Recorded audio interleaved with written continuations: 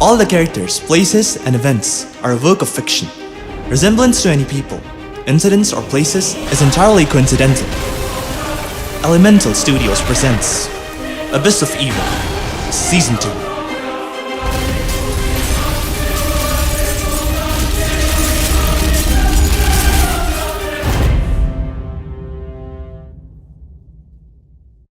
Harold अपने कमरे में बेहोश पड़ा होता है। एमिली और जेनिफर कुर्सियों पर बैठी होती हैं।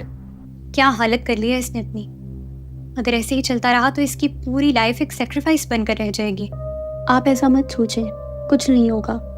He is not someone who gives up easily. यही तो प्रॉब्लम है, वो कभी हार नहीं मानेगा और लोगों का भला करते करते वो अपनी परवाह नहीं करेगा। आई डोंट थिंक कि हमें अभी इस बारे में बात करनी चाहिए। Look, he is waking up. Harold Aahista Aahista अपनी आंखें खोलता है और इधर उधर देखता है। Mom? Jennifer? What's going on? Harold, thank God you are alright. तुमने डरा दिया था इस बार। We were really worried. वो explosives. Is everybody alright? कहीं किसी को कोई नुकसान तो नहीं हुआ? एवरीवन इज फाइन, किसी को कुछ नहीं हुआ है। You saved us all. पर हुआ क्या? क्या पुलिस ने बाकी काम किया? तुम्हें याद क्या है कि क्या हुआ? मैं उस डिवाइस में एनर्जी ट्रांसफर कर रहा था and all of a sudden Malcolm ने मुझे एक बैरियर बनाने के लिए कहा। आई मेड वन, लेकिन उसके बाद इट्स टोटली ब्लैंक। मुझे कुछ याद नहीं है। You were really hurt. वहाँ एक बहुत बड़ा एक्सप्लोजन हुआ। तुम्हारा suit, mask, everything was destroyed. वो डिवाइस भी डिस्ट्रॉय हो गई। और वो लोग? डिवाइस की डिस्ट्रॉय होते ही पुलिस की रीइंफोर्समेंट्स आने लगी और वो लोग भाग गए। There wasn't a fight at all. Police ने उन्हें फॉलो किया, बट आई डोंट थिंक कि कोई पकड़ा गया है। वेट, तुमने कहा मेरा सूट और मास्क डिस्ट्रॉय हो गया पूरी तरह? हाँ, it was really scary. I thought you were going to make it. Hey, इतने आराम से थोड़ी मर आ जाऊंगा मैं। अभी तो बहुत कुछ करना है। लेकिन अगर सूट और मास्क डिस्ट्रॉय हो गया तो? हैरोल्ड परेशान दिखाई देता है। डोंट वरी, तुम्हारी आइडेंटिटी सेफ है, किसी को कुछ नहीं पता चला। मगर कैसे? मैल्कम और मैं लैब से तुम्हारी स्क्रीन पर मॉनिटर कर रहे थे। तुम्हारे बेहोश होते ही he went to that place और तुम्हें यहाँ ले आए। माल्कम है कहाँ? आता ही होगा। जब से तुम बेहोश हुए हो वो ज्यादा टाइम अपने लैब में ही स्पेंड करता है। पता नहीं क्या करता है। कितने टाइम तक बेहोश था मैं? 1 हफ्ता। 1 हफ्ता? हैरोल्ड हैरत भरी नजरों से एमिली को देखता है। जितने तुम इंजर्ड थे, इट्स अ सरप्राइज कि तुम 1 हफ्ते के अंदर ही रिकवर हो गए। मैं रिकवर कैसे हुआ? क्या मुझे हॉस्पिटल ले गए? नहीं, तुम्हारे पावर्स। मतलब? Your powers heal you on their own. What about university? बाकी सबको क्या बताया इस बारे में? नथिंग। Nothing? क्या मतलब? क्या किसी ने कुछ पूछा नहीं इस बारे में? वेल, हैरोल्ड, जेनिफर पिछले 1 हफ्ते से यूनिवर्सिटी नहीं जा रही। वो सारा दिन यही होती है। मेरे काफी इंसिस्ट करने पर शाम में थोड़ी देर के लिए घर जाती है, वरना पिछला पूरा हफ्ता वो यहाँ ही थी। पर क्यों? तुम यूनिवर्सिटी क्यों नहीं गई? जेनिफर उसे गुस्से से देखती है। Because I was worried about you idiot. लेकिन तुम्हारे समझ में तो नहीं आएगा ना। I'm sorry. मेरा वो मतलब नहीं था। I'm glad कि तुम यहाँ थी, even though I don't remember anything. लेकिन of course का मतलब ये नहीं है कि ये मैटर नहीं करता। It's just... कमरे का दरवाजा खुलता है और मैल्कम अंदर आता है। तो जिंदा हो तुम? तुम्हें कोई डाउट था? इतने आराम से पीछा नहीं छोड़ूंगा मैं। वेल, तुम्हारा तो पता नहीं, लेकिन फैंटम इज डेड। पता चला मुझे। पूरा सूट डिस्ट्रॉय हो गया। Damn it. मेरा मतलब सूट से नहीं था। उस एक्सप्लोजन को गुजरे हुए 1 हफ्ता हो गया है और किसी ने तुम्हें नहीं देखा। लोग समझ रहे हैं कि तुम उस एक्सप्लोजन में मर गए। I guess बहुत को सरप्राइज मिलने वाला है दिन। तुम सूट दोबारा कब तक बना लोगे? ऑलरेडी बना लिया है मैंने। तो फिर it's time to make an entrance again. सोचना भी मत हैरोल्ड, इससे पहले कि तुम कहीं जाओ या कुछ करो, तुम पहले मेरी बात सुनोगे। No mom. आज बात और सवाल सिर्फ मैं करूंगा। आपने बहुत कुछ छुपाया है मुझसे। अनजान लोगों को मेरी फैमिली के बारे में वो बातें पता हैं जिनकी आज तक मुझे खबर भी ना थी। क्या मतलब? कौन है ये मर्क्यूरियस मॉम? और हमें कैसे जानता है? एमिली दूसरी तरफ देखने लगती है। आपने मुझे मेरे पावर्स के बारे में कभी कुछ नहीं बताया और ना ही ये बताया कि डैड के साथ क्या हुआ है। लेकिन मर्क्यूरियस ये सब कुछ जानता है। क्यों नहीं बताया आपने मुझे मॉम? कौन है ये मर्क्यूरियस और क्या कनेक्शन है इसका हमारी फैमिली के साथ? और किस डिवाइस के बारे में बात कर रहा था वो? मैं बताता हूँ। हैरल्ड कमरे के दरवाजे की तरफ देखता है जहां एंथनी खड़ा होता है। एंथनी को देखते ही उसके चेहरे पर नफरत नजर आती है। तुम यहाँ से जिंदा वापस नहीं जाओगे। हैरल्ड बेड से तेजी से उठता है। एमिली, जेनिफर और मैल्कम उसे पकड़ते हैं। हेरल्ड, वो तुम्हारा दुश्मन नहीं है, वो एक कातिल है मॉम। मर्क्यूरियस के साथ 2 और लोग थे और ये उन्हीं में से एक है। हेरल्ड, तुमने जो देखा वो पूरा सच नहीं था। मेरी बात तो सुनो। क्या सुनूं मैं आपकी बात मॉम? अपनी आंखों से वहां देखा है मैंने ऐसे। मर्क्यूरियस ने पूरी बिल्डिंग डिस्ट्रॉय कर दी और ये चुपचाप वहां तमाशा देखता रहा। तमाशा तो तुम भी देखते रहे हैरल्ड, लेकिन मर्जी से नहीं, मजबूरी से। हैरल्ड अचानक से वहां से गायब होता है। वो तेजी से एंथनी के पास पहुंचता है और एंथनी का कॉलर पकड़ लेता है।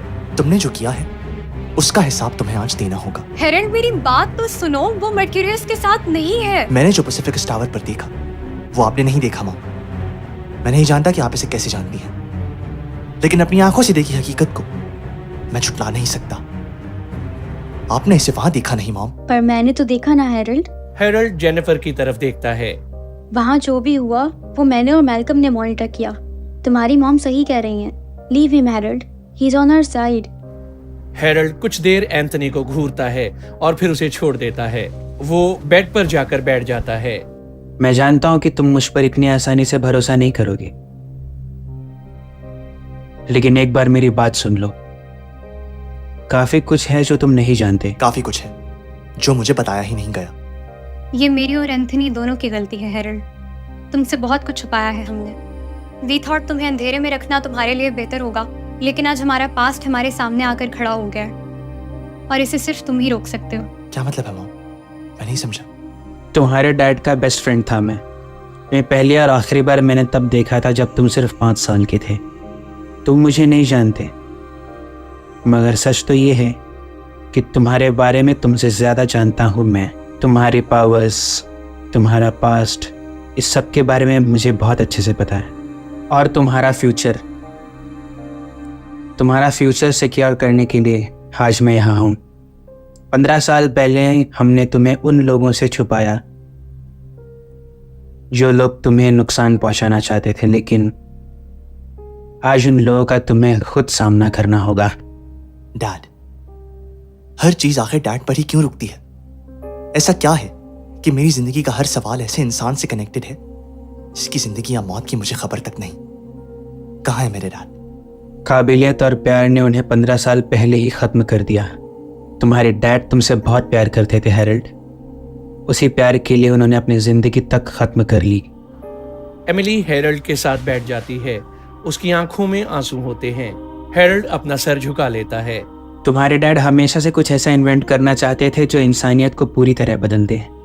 क्राइम को रोकने के लिए वो ऐसे डिवाइसेस बनाना चाहते थे जो पुलिस और बाकी अथॉरिटीज़ को क्रिमिनल से कहीं ज़्यादा ताकतवर और यूज़फुल बना सके। अपनी काबिलियत और रिसोर्सेज के दम पे उन्होंने एक ऐसी डिवाइस बना ली जिससे मिलने वाली ताकत किसी भी इंसान की कई हाथों में देना किसी बेवकूफ़ी के सिवा कुछ नहीं था।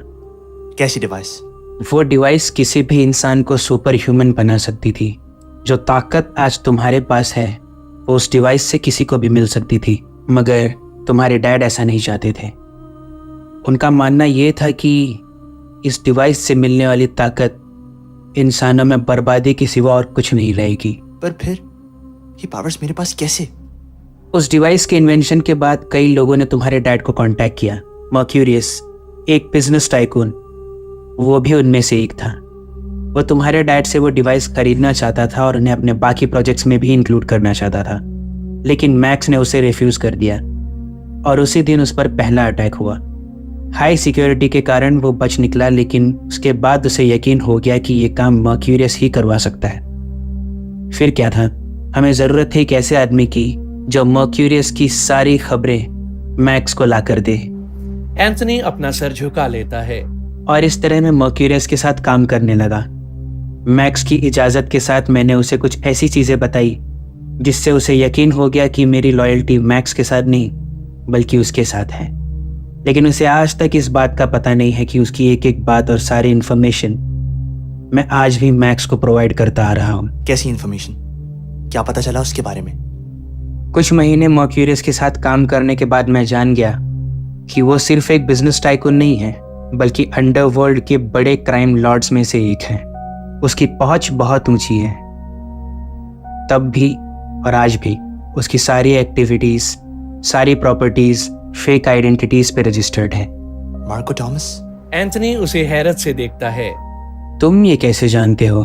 पैसिफिकस पर जब उन रोबोट्स ने अटैक किया तब पता चला इस बारे में। इसका मतलब कि वो अटैक भी मर्क्यूरियस ने ही करवाया था। हाँ, वो तुम्हें सामने लाकर तुम्हें अपने कंट्रोल में करना चाहता था। इस बारे में हम बाद में बात करेंगे। फिलहाल मैं जानना चाहता हूँ कि मेरे डैड के साथ क्या हुआ।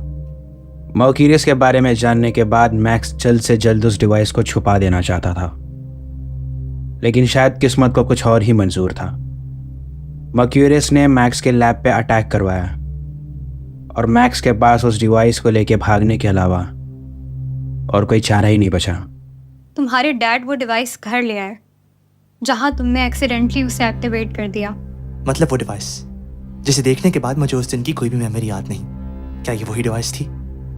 हाँ, हमने लाख कोशिश कर ली कि वो डिवाइस इस्तेमाल होने से पहले ही ख़त्म हो जाए, लेकिन किस्मत के आगे इंसान ज़्यादा देर नहीं टिक सकता। मैंने सिर्फ उस डिवाइस को टच किया था, और अगर टच करने से ही उस डिवाइस से पावर्स मिल सकते थे तो डैड के पास वो पावर्स क्यों नहीं थे? उस डिवाइस के साथ हर कोई कंपैटिबल नहीं था। पावर्स तो किसी को भी मिल सकती थी उस डिवाइस से, लेकिन जो उस डिवाइस के साथ कंपैटिबल हो वो उन पावर्स को ज़्यादा बेहतर तरीके से इस्तेमाल कर सकता था। इतना ही नहीं, जो इंसान उस डिवाइस के साथ कंपैटिबल हो उसकी प्रॉक्सिमिटी में आते ही डिवाइस अपने आप एक्टिवेट हो जाता था। एंथनी हेरल्ड के कंधे पर हाथ रखता है।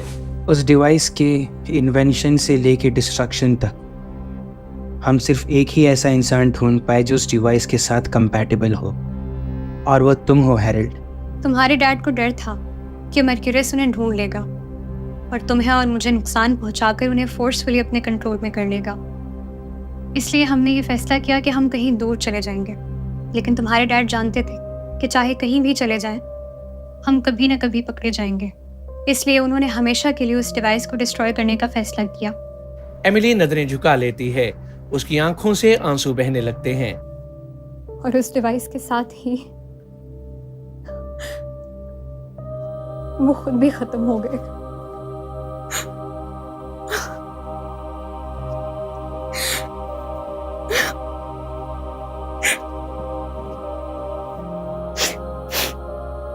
क्या किया डैड ने? कैसे किया उस डिवाइस को डिस्ट्रॉय? जिस रात तुम्हें ये पावर्स मिली, तुम्हारे डैड उस डिवाइस को लेके उसी रात चले गए। मुझे आज भी याद है वो दिन। एंथनी एक कंप्यूटर के सामने बैठा होता है। वो कीबोर्ड पर कुछ बटन प्रेस करता है। स्क्रीन पर एक बड़ा रेगिस्तान दिखाई देने लगता है जहां मैक्स खड़ा होता है। कुछ दूरी पर वो डिवाइस पड़ी होती है। लेकिन तुम करने क्या वाले हो और डिस्ट्रॉय कैसे करोगे इस डिवाइस को? जितना इस डिवाइस को बनाना मुश्किल था ना, उससे कई ज़्यादा मुश्किल इसको मिटाना है। इसे तोड़ देना या ख़राब कर देना कम टाइम में पॉसिबल नहीं है। तो फिर तुम क्या करोगे? मैं इस डिवाइस को खुद पर यूज़ करूँगा। उससे इस डिवाइस के डिस्ट्रक्शन का क्या लेना देना है? ये डिवाइस जब भी किसी पे यूज़ होती है तो इसका बैकलैश काफ़ी स्ट्रॉन्ग हो जाता है। इस डिवाइस से जब एनर्जी एक्सपेल होती है तो वो एक्सप्लोजन्स क्रिएट करती है। एक बार इसे यूज़ करने पर इसका ज़्यादा कुछ असर नहीं होगा, लेकिन इसे बार बार यूज़ करने पर ज़्यादा एनर्जी निकलेगी। और एक टाइम ऐसा आएगा जब इस डिवाइस से निकलने वाली एनर्जी के एक्सप्लोजन से इसके आसपास की सारी चीज़ें तबाह हो जाएंगी, इंक्लूडिंग दिस डिवाइस ऑल्सो। तो तुम इस डिवाइस को एक ही बार में कई दफ़ा एक्टिवेट करोगे। इस डिवाइस के एक्सप्लोड होने से पहले ही तुम मर जाओगे मैक्स। एक इंसान इतना सब कुछ नहीं सह सकता। सहना होगा मुझे हेरल और एमिली के लिए।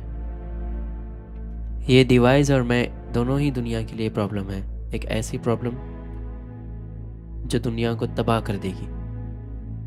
और आज मुझे किस्मत ने सब रोकने का मौका दिया है। और आज ना ये डिवाइस सलामत रहेगी ना मेरी ज़िंदगी, चाहे जो हो जाए। तुम इस डिवाइस को किसी टेक्नोलॉजी के थ्रू भी बार बार एक्टिवेट कर सकते हो। तुम्हारा यहाँ होना ज़रूरी क्यों है? ये डिवाइस अपने हर टारगेट का एनालिसिस करती है, और अगर टारगेट इंसान ना हो तो ये काम ही नहीं करेगी। अगर इसे बार बार एक्टिवेट करना है तो इसके सामने किसी इंसान का होना ज़रूरी है जिस पे एक्टिवेट हो। वरना तो ये डिवाइस काम ही नहीं करेगी। क्यों मैक्स, क्यों बनाया तुमने ऐसा कुछ, जबकि तुम जानते थे कि ऐसी कोई डिवाइस यूज़ करना बहुत ख़तरनाक है, तो तुमने बनाया ही क्यों ऐसा कुछ? काबिलियत अक्सर इंसान को कामयाबी के जुनून में कैद कर देती है एंथनी। इस डिवाइस को बनाते बनाते मेरे सारे एक्सपेरिमेंट सक्सेसफुल होते रहे और मुझे एहसास ही नहीं हुआ कि मेरी थियरीज को टेस्ट करते करते मैं इतना आगे चला गया। मैक्स डिवाइस के करीब जाता है और एक बटन पर हाथ रखता है। मेरे पागलपन की सजा आज हेरल्ड को मिल रही है। उसकी हंसती खेलती जिंदगी बर्बाद होगी मेरी वजह से। अपनी पावर्स की वजह से वो एक आम जिंदगी नहीं जी पाएगा। उसके बदले मैं जो करने जा रहा हूँ वो कुछ भी नहीं है।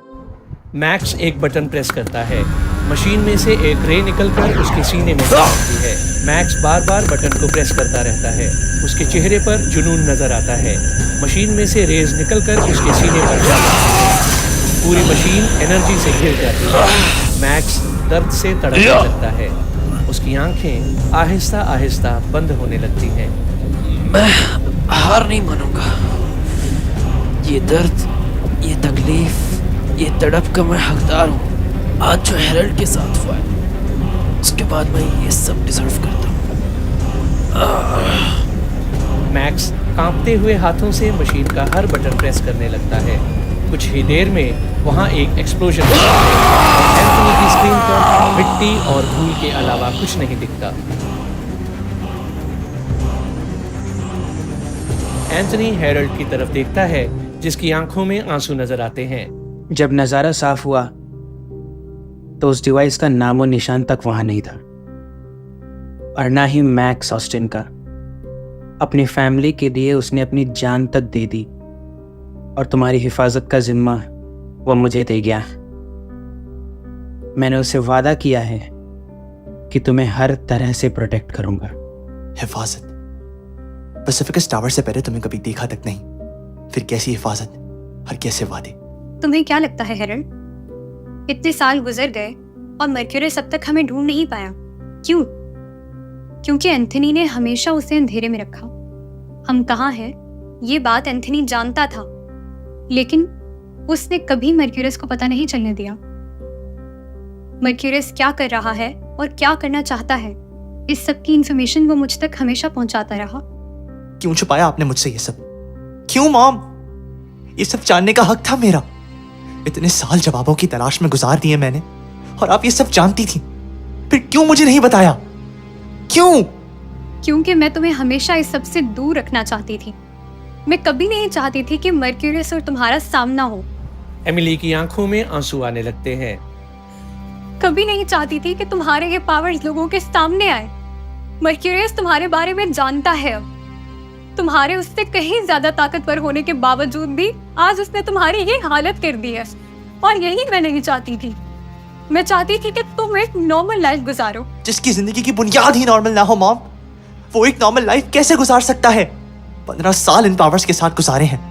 लोगों की नफरत, उनका गुस्सा, उनका डिस्गस्ट, सब कुछ अकेले सहा है मैंने। इतने साल खुद के सवालों में कैद रहा हूं और कभी नहीं जान पाया कि मेरे साथ और सिर्फ मेरे साथ ही ऐसा क्यों होता आया है। हेरल्ड अपना सर झुका लेता है। अगर पता होता तो एटलीस्ट एक रीजन तो होता मेरे पास। जब लोग डैड के बारे में सवाल करते थे तो उन्हें फख्र से कह सकता कि मेरे डैड मुझसे प्यार करते थे, इसलिए मुझे छोड़ के चले गए, ना कि इसलिए कि उनके दिल में नफरत थी। और ये सब पता होने के बाद तुम चैन से बैठ जाते हेरल्ड?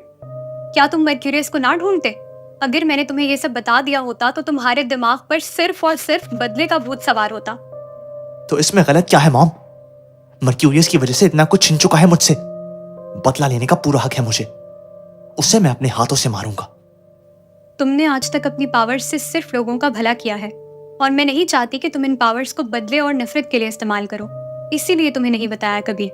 हेरल्ड गुस्से से अपने हाथों को मुक्कों में बंद करता है और खड़ा होता है। I need some time.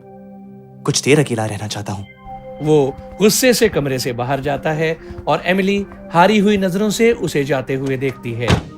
हमें हेरल्ड को रोकना होगा। उस वक्त वो काफ़ी कमज़ोर है और इमोशनली स्ट्रेस्ड भी। कहीं वो कोई पागलपन ना कर बैठे।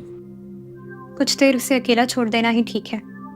इस कंडीशन में वो किसी की भी नहीं सुनेगा। जेनिफर हैरत से इधर उधर देखती है। कितनी स्ट्रेसफुल लाइफ है तुम्हारी हेरल्ड।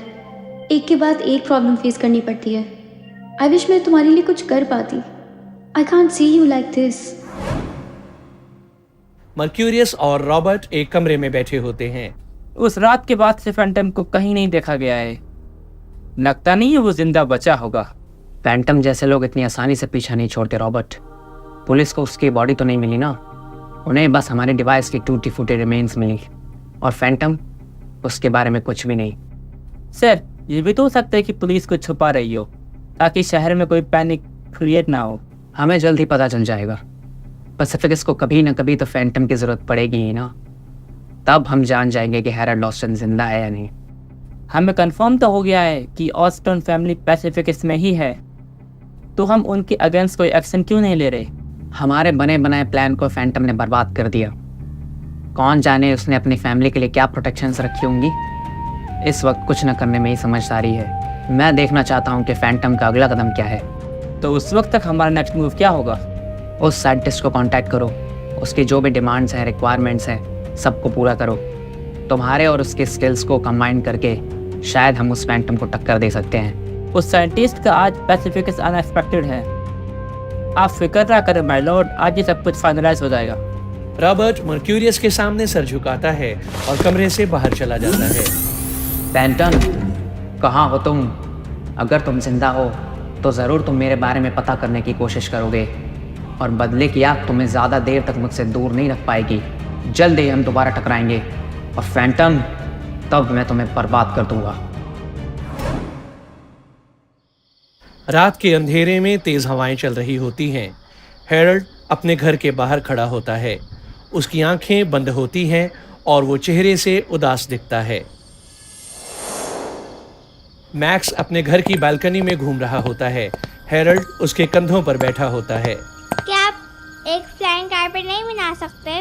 मैं बना सकता हूँ, लेकिन तुम उसका करोगे क्या? मैं उस पर बैठ के क्लाउड में चला जाऊंगा। वो तो तुम एक प्लेन या हेलीकॉप्टर में भी जा सकते हो। तुम कहो तो हम कल ही चलते हैं, मैं एक जेट अरेंज करवा दूंगा। मुझे उस बोरिंग जेट में नहीं जाना, मुझे बस एक फ्लाइंग कारपेट चाहिए बस। Let's make a deal then. मैं कुछ दिनों के लिए एक ट्रिप पे जा रहा हूँ। अगर मेरे वापस आने तक तुमने अपने मॉम को तंग नहीं किया तो इस मैजिक कारपेट के बारे में कुछ सोचेंगे। मैजिक कारपेट नहीं डैड, फ्लाइंग कारपेट। हाँ हाँ वही। तो आप वो मेरे लिए बनाएंगे या ट्रिप से लाएंगे? वो कुछ भी नहीं करेंगे, क्योंकि ऐसा हो ही नहीं सकता कि तुम बगैर तंग किए स्कूल चले जाओ। तुम्हें स्कूल पसंद ही नहीं। हैरोल्ड एमिली की तरफ देखता है जो बालकनी के दरवाजे के पास खड़ी होती है। Boring school, boring classes. सोच लो, अगर ऐसा कहोगे तो फिर फ्लाइंग कारपेट भी नहीं मिलेगा। वो तो डैड वैसे भी बना देंगे, है ना डैड? बना तो मैं दूंगा, लेकिन तुम्हारी मॉम मुझ पे और तुम पे दोनों पे गुस्सा करेगी। एनीवेज, हैरोल्ड बहुत लेट हो गया है, चलो अब तुम्हें सोना चाहिए। एमिली हैरोल्ड को उठाती है और उसे उसके कमरे में ले जाती है। हैरोल्ड की आंखों में आंसू आने लगते हैं और वो गुस्से से एक पत्थर को लात मार कर दूर फेंक देता है। क्या हो गया है मुझे? जिन यादों को मैं इतने सालों पहले हमेशा के लिए दफन कर चुका था, आज क्यों वो मेरी आंखों के सामने बार बार घूम रही हैं? क्यों वो गुजरा हुआ वक्त मुझे इस तरह तड़पा रहा है? डैड मर चुके हैं, ये बात कोई मुझे बताए या ना बताए, मैंने बहुत पहले एक्सेप्ट कर लिया था। फिर क्यों आज ये सब जानकर ऐसा लग रहा है जैसे मेरे साथ एक बहुत बड़ा धोखा हुआ हो? क्यों ऐसा लग रहा है जैसे किसी ने मेरे दिल का एक हिस्सा निकाल कर कहीं फेंक दिया हो? क्यों इस दर्द से खुद को आजाद नहीं कर पा रहा मैं? क्यों? हैरोल्ड और एमिली एक प्लेन में सीट्स पर बैठे होते हैं। मॉम डैड क्यों नहीं आए? डैड चले गए हैरोल्ड, बहुत दूर चले गए। कहाँ चले गए वो? पता नहीं, होपफुली किसी अच्छी जगह जो इस सबसे बहुत अच्छी है, जहाँ दूसरे लोगों की वजह से इनोसेंट लोगों के लिए प्रॉब्लम्स नहीं होती। हमें वो क्यों नहीं साथ लेके गए? एमिली कुछ देर खामोश रहती है। हमें वहाँ ना जाना पड़े तभी तो तुम्हारे डैड गए हैं हैरोल्ड। पर हम उनके साथ क्यों नहीं गए?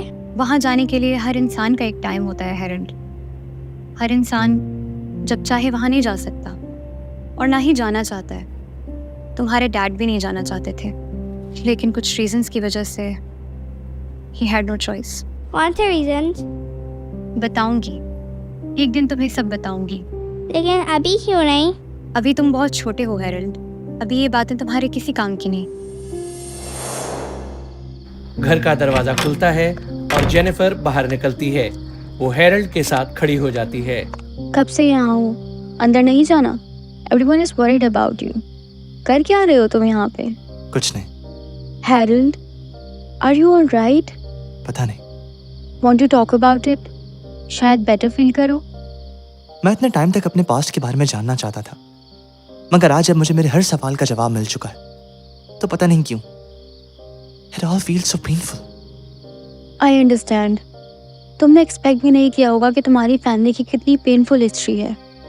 लोग तुम्हारी डैड को एक बहुत बड़े साइंटिस्ट कंसीडर करते हैं, but nobody knows the person behind the scientist. मैं खुद भी नहीं जानता, पता नहीं क्या सोचकर उन्होंने ये डिवाइस बनाई। इतनी प्रॉब्लम्स हुई हैं उस डिवाइस की क्रिएशन के बाद। जो होता है अच्छे के लिए होता है हैरल्ड।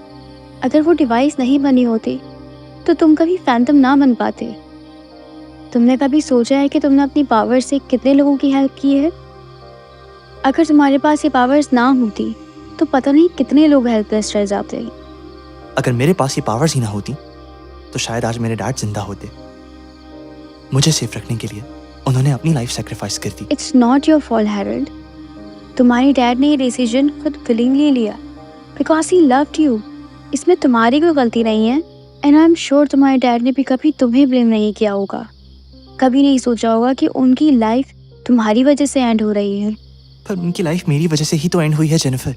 क्या तुम्हें पता था कि वो डिवाइस सर्च करने से क्या होगा? Of course not.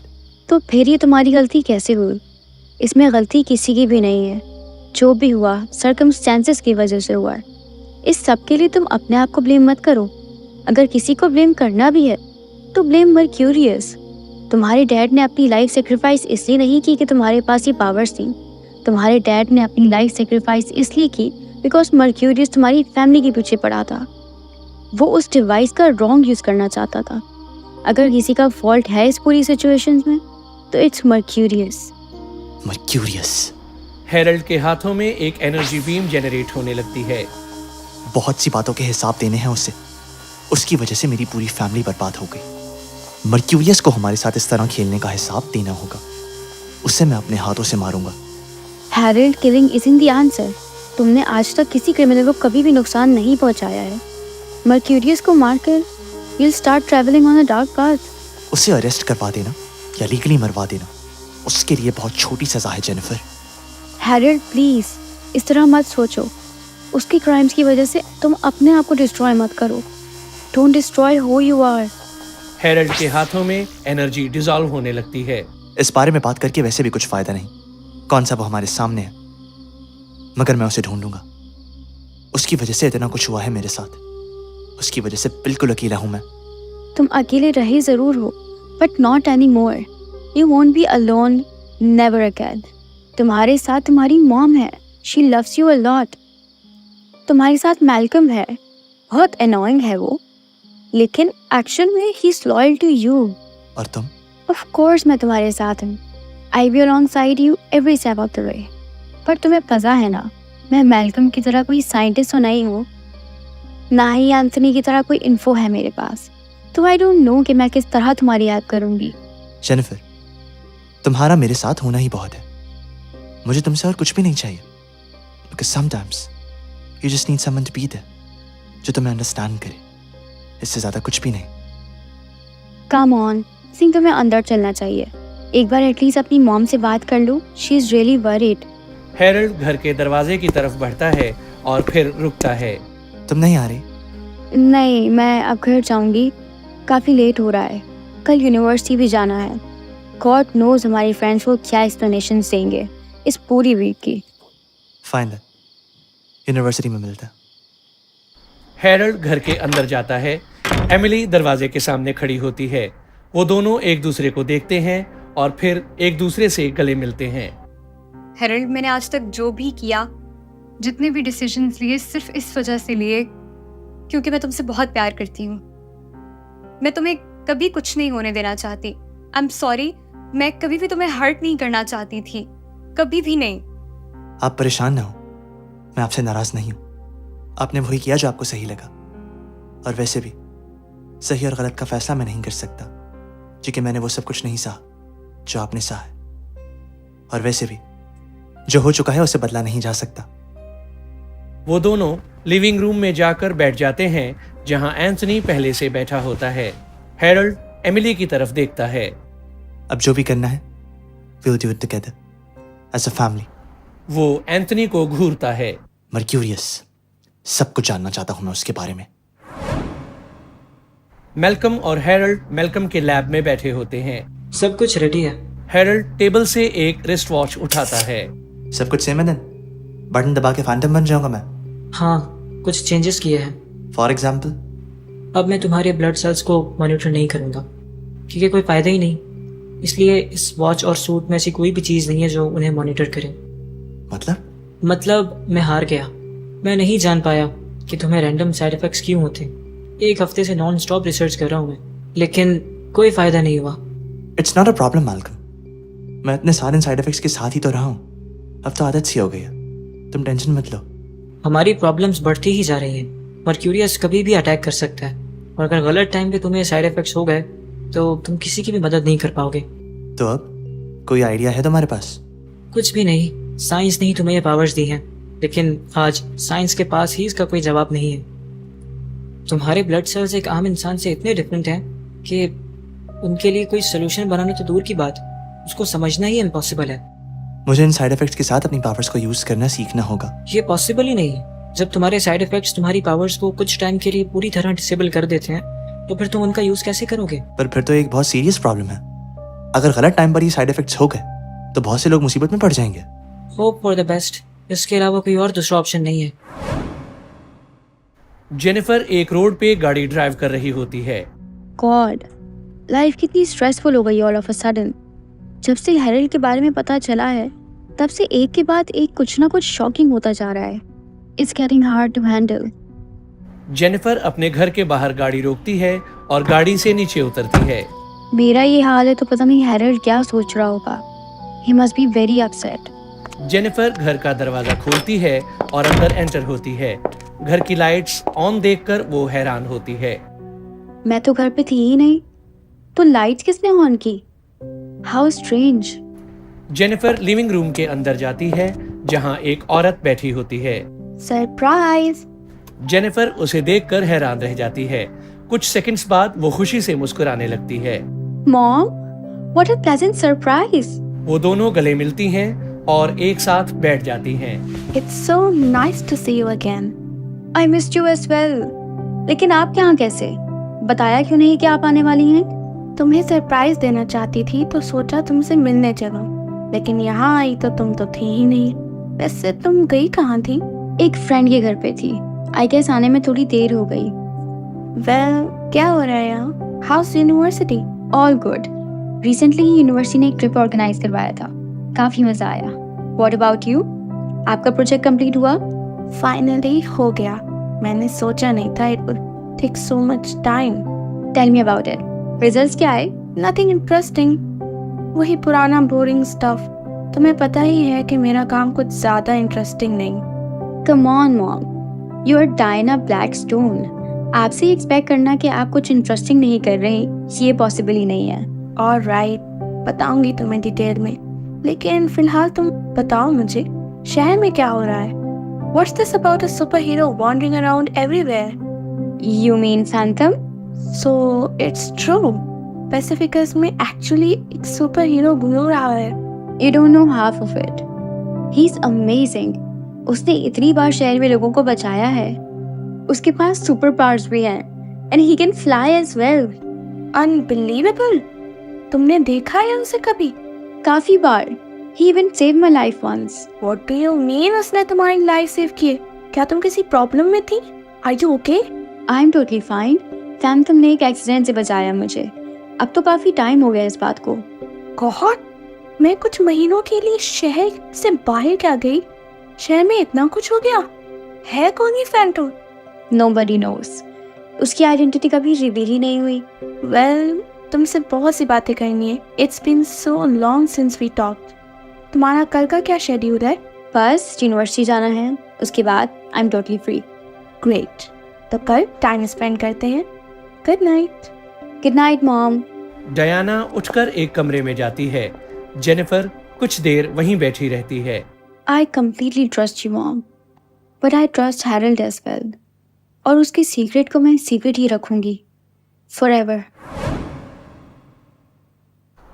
समंदर में एक शिप चलता हुआ दिखाई देता है। एक आदमी तेजी से शिप के एक कमरे में जाता है जहां शिप का कैप्टन शिप के कंट्रोल्स ऑपरेट कर रहा होता है। कैप्टन, अगर शिप इसी तरीके से चलता रहा तो कुछ ही देर में हम क्रैश हो जाएंगे। रेडार पर पत्थर का एक बड़ा सा टुकड़ा नजर आ रहा है और वो रास्ते के बिल्कुल बीचों बीच है। अगर हम इसी तरीके से चलते रहे तो कुछ ही देर में उससे टकरा जाएंगे। मैं जानता हूँ the situation is getting out of control और ये पूरा का पूरा शिप भी डिस्ट्रॉय हो सकता है। और इस शिप में इतने सारे पेट्रोल कंटेनर्स हैं कि अगर वो पानी में गए तो आग भी लग सकती है। अगर ऐसा हुआ तो बहुत नुकसान हो जाएगा। हम पैसिफिक से भी बहुत ज़्यादा दूर नहीं है, कहीं शहर के लिए भी कोई मुसीबत ना हो जाए। अचानक से पूरा शिप हिलने लगता है। शिप का एक हिस्सा टूट जाता है और पूरे शिप में आग लग जाती है। कैप्टन और वो आदमी गिरकर बेहोश हो जाते हैं। पुलिस स्टेशन में जस्टन परेशान दिखाई देता है। वो स्क्रीन पर शिप को मॉनिटर करता है। कुछ दूर जॉन बैठा होता है। कुछ ही देर में आग आउट ऑफ कंट्रोल हो जाएगी। शहर में बहुत सारा नुकसान हो सकता है। हमें मिलिटेंट फोर्सेस की मदद चाहिए इस सिचुएशन को कंट्रोल में लेने के लिए। अगर हम शिप्स और हेलीकॉप्टर्स भेजकर उन कंटेनर्स को ट्रांसफर कर लें तो प्रॉब्लम सॉल्व हो जाएगी। भूल गए, शहर में इस वक्त कोई मिलिटेंट फोर्स है ही नहीं। सारे ऑपरेशंस की वजह से शहर से बाहर है। तो इस चीज का सॉल्यूशन क्या निकलेगा? तो बहुत नुकसान हो जाएगा। वो दोनों स्क्रीन की तरफ देखते हैं। दूर से एनर्जी से घिरी हुई कोई चीज आसमान में उड़ती हुई तेजी से शिप की तरफ बढ़ती है। जस्टन मुस्कुराने लगता है। लो, पहुंच गया सॉल्यूशन। हेरल्ड फैंटम के रूप में उड़ता हुआ शिप के पास पहुंचता है। इट्स अ गुड थिंग कि न्यूज़ वालों ने इस बारे में इन्फॉर्म कर दिया। वो तो ठीक है, लेकिन तुम आग कैसे बुझाओगे? क्या करोगे? फिलहाल आग शिप के सिर्फ एक हिस्से में लगी है। शिप को सिक्योर करने से पहले उसमें मौजूद लोगों और पेट्रोल कंटेनर्स को सिक्योर करना होगा, वरना कंटेनर्स अगर एक्सप्लोड हो गए तो आग भी लग सकती है। हेरल्ड शिप के डेक पर उतरता है जहां आग लगी होती है। उसकी नजर पानी पर पड़ती है जहां लाइफ बोट में शिप के क्रू मेंबर्स सफर कर रहे होते हैं। शिप का कैप्टन एक लाइफ बोट में बेहोश पड़ा होता है। चलो, एटलीस्ट लोग तो सेफली निकल जाएंगे। अगर आग कंटेनर्स तक पहुंच गई तो कोई भी नहीं बचेगा। तुम्हें जो भी करना है जल्दी करना होगा। हेरल्ड तेजी से शिप के उस हिस्से में पहुंचता है जहां ढेरों की तादाद में पेट्रोल कंटेनर्स पड़े होते हैं। इतना हैवी सामान तुम उठा पाओगे? मैं उठा तो सकता हूँ, लेकिन एक साथ इतना सब कुछ उठाना पॉसिबल नहीं। और अगर टर्न बटन उठाया तो रिस्क है कि आग फैल जाएगी। तो फिर तुम क्या करोगे? हेरल्ड के आसपास एनर्जी से बनी छोटी छोटी रेज जमा होने लगती हैं। वो रेज आहिस्ता आहिस्ता कंटेनर्स की तरफ जाती हैं और उन कंटेनर्स को कवर कर लेती हैं। हेरल्ड कंसंट्रेट करने लगता है और वो सारे कंटेनर्स आहिस्ता आहिस्ता हवा में फ्लोट करने लगते हैं। हेरल्ड हवा में उड़ता है और आगे बढ़ता है। एनर्जी से घिरे वो कंटेनर्स आहिस्ता आहिस्ता उसके पीछे उड़ते हैं। तुम्हारे पास साइकिक पावर्स भी है? मैंने तुम्हें कभी ऐसा करते हुए देखा नहीं। कभी जरूरत ही नहीं पड़ी। मैं वैसे भी इनका बहुत कम यूज करता हूँ। They require a lot of energy. Harold आहिस्ता आहिस्ता उड़ता हुआ शिप को पीछे छोड़ देता है। आहिस्ता आहिस्ता वो पैसिफिकस के पोर्ट के डेक पर उतरता है। पेट्रोल कंटेनर्स हवा में उसके सामने एक जगह रुक जाते हैं। हेरल्ड कंसंट्रेट करता है और उनमें से एक कंटेनर आहिस्ता आहिस्ता जमीन पर उतरता है। उसे कवर की हुई एनर्जी आहिस्ता आहिस्ता डिसॉल्व होने लगती है। हेरल्ड आहिस्ता आहिस्ता सारे कंटेनर जमीन पर उतारता है और फिर थकी हुई हालत में घुटनों के बल जमीन पर झुक जाता है। तुम ठीक हो? हाँ, वैसे भी काम अभी खत्म नहीं हुआ। हेरल्ड हवा में उड़ता है और समंदर में पहुंचकर पानी में डूब जाता है। वो एक कैनन की तेजी से शिप की तरफ तैरता है। वो लाइफ बोट्स में सफर कर रहे लोगों की तरफ बढ़ता है और फिर तेजी से उनके पास से गुजरकर शिप के पास रुकता है। मैं शिप को तो नहीं बचा पाऊंगा, लेकिन इसके डिस्ट्रक्शन से लोगों को जरूर बचा सकता हूँ। हेरल्ड खुद को एनर्जी में घेरता है। उसके आसपास एनर्जी जमा होने लगती है। वो पानी के अंदर गोल गोल घूमने लगता है। समंदर के पानी का एक हिस्सा टॉर्नेडो बनने लगता है जो हेरल्ड को पूरी तरह घेर लेता है। आहिस्ता आहिस्ता टॉर्नेडो बड़ा होने लगता है। हेरल्ड अपने आसपास जमा की हुई एनर्जी को लॉन्च करता है और उसे पानी के टॉर्नेडो से कंबाइन कर देता है। एनर्जी से कवर्ड वो टॉर्नेडो तेजी से शिप की तरफ बढ़ता है। हेरल्ड अपने हाथों में बड़ा सा एक एनर्जी ब्लास्ट बनाता है और तेजी से उसे आगे फेंकता है। ब्लास्ट सीधा जाकर टोर्नेडो से टकराता है और टोर्नेडो 2 हिस्सों में स्प्लिट हो जाता है। एक हिस्सा तेजी से शिप से जाकर टकराता है और दूसरा उड़ता हुआ शिप के डेक पर जाकर बरसता है। शिप में लगी हुई आग पानी की वजह से बुझने लगती है, मगर पानी के प्रेशर की वजह से जल्द ही शिप 2 हिस्सों में बट जाता है। हेरल्ड अपने आसपास एक बैरियर बनाता है और शिप के उड़ते हुए हिस्सों से खुद को बचा लेता है। कुछ ही देर में समंदर की लहरें शिप के दोनों हिस्सों को निगल लेती हैं और पूरा शिप पानी में डूब जाता है। हेरल्ड हवा में उड़ता है और उस जगह को पीछे छोड़ देता है। I seriously need a vacation from all of this. एक के बाद एक कुछ ना कुछ होता जा रहा है। मर्क्यूरियस अपने ऑफिस में बैठा होता है। वो अपने कंप्यूटर पर एक लाइव न्यूज रिपोर्ट देख रहा होता है। और आज की सबसे बड़ी खबर ये है कि पैसिफिकस का सुपर हीरो फैंटम बिल्कुल सही सलामत है। एक हफ्ते पहले जब पैसिफिकस को टेक ओवर करने की कोशिश की गई तो फैंटम ने पूरे शहर को प्रोटेक्ट किया। शहर से दूर एक एक्सप्लोजन देखा गया जिसके बाद एक हफ्ते तक फैंटम को किसी ने नहीं देखा। पुलिस चीफ ने स्टेटमेंट दिया कि वो एक्सप्लोजन कुछ एक्सप्लोसिव डिवाइसेस की वजह से हुआ जो एक मर्क्यूरियस नामी क्रिमिनल ने शहर में प्लेस किए थे। लोगों का मानना था कि उन एक्सप्लोजन से शहर को बचाते बचाते फैंटम ने खुद को सैक्रिफाइस कर दिया। लेकिन आज फैंटम को फिर से देखा गया जब उसने एक शिप में मौजूद पेट्रोल कंटेनर्स को सेफली ट्रांसफर करके आग लगने से बचाया। One thing is definitely confirmed that Phantom इतनी आसानी से हार नहीं मानेगा। शहर का ये सुपर हीरो हमारे साथ सही सलामत है और लोगों की मदद के लिए पूरी तरह तैयार है। मर्क्यूरियस वीडियो को बंद करता है। उसे काबू में करना नामुमकिन है। दौलत, ताकत और शोहरत से ख़रीदा नहीं जा सकता उसे।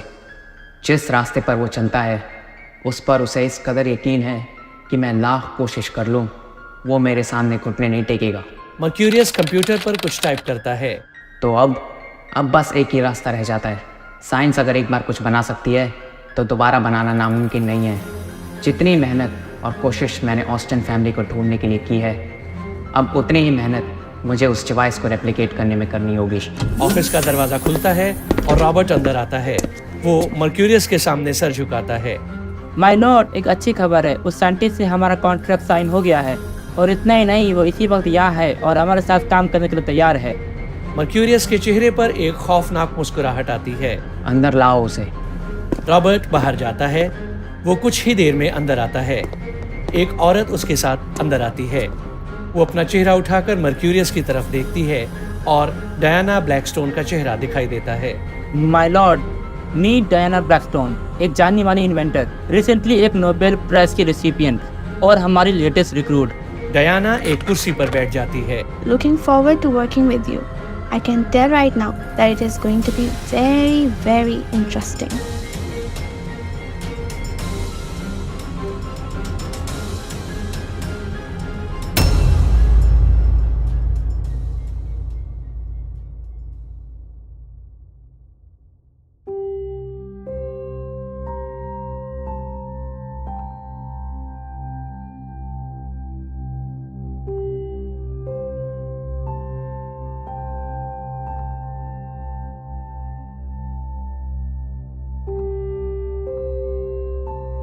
Abyss of Evil, produced by Elemental Studios, directed by Hamza Rehan, music composed and produced by Saurabh Vaishnav and Vinay Ban, sound designed by Prashant Suthar and Hamza Rehan, assistant sound designer Saqib Mir, written by Hamza Rehan, processed, mixed and mastered by Prashant Suthar. Arranged by Som Solanki and Hamza Rehan. Narrated by Puneet Soni. Revealed cast till now: Hamza Rehan as Harold Austin, Phantom. Vinay Ban as Mercurius. Yumna Anjum as Jennifer Blackstone. Safwan Kazmi as Malcolm Williams. Huma Mansoor as Diana Blackstone. Nimra Nazneen as Olivia Grace, Aksa Sheikh as Roma Johnson, Mr. Jahanzeb as Arthur Jackson, Shubham Kumar as Perseus Smith, Abdul Wali Khan as Daniel, Laiba Kareem Khan as Claire Davis, Nayonyok Talom as Justin, Muhammad Taha Junaid as John, Akash Mishra as Franklin, Bruce, random person, Bhaguraj Singh Rathor as Stephen, random student, Ben, Himra Ali as Emily Austin, Muhammad Khwaja Khan as Max Austin, random person, Atul Kumar Kori as Anthony, Deepak Tamang as Robert.